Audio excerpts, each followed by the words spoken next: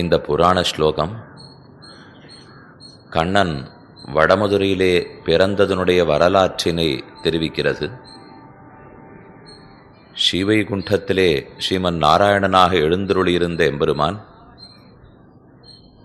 மேலும் இவ்வுலகத்திலே அவதாரங்களை செய்து அடியார்களை காக்க வேணுங்கிற ஆசையோடே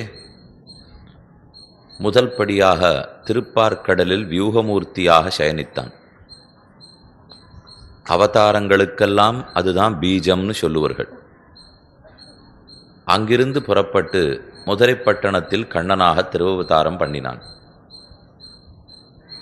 ஸ்ரீ கிருஷ்ணாவதாரத்தின் காலத்திலேயே எழுந்தருளியிருந்த பஞ்சலட்சங்குடி பெண்களும் பகவானையே தங்களுக்கு பதியாக வரித்தார்கள்.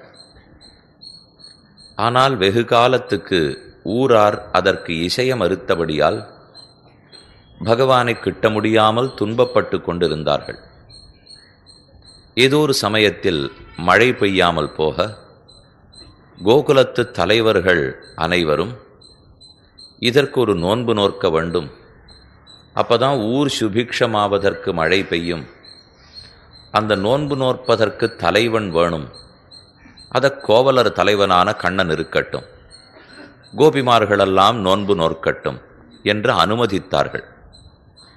இவ்வளவு நாளும் தடங்கலாக இருந்த அவர்களே அனுமதித்துட்டபடியாலே ஆதரத்தோடு எல்லா பெண் பிள்ளைகளும் ஒத்தருக்கொத்தர் எழுப்பிக் கொண்டு ஹேமந்த ருத்துவின் முதல் மாசமான மார்கழி மாசத்திலே நோன்பு நோக்கிறார்கள்.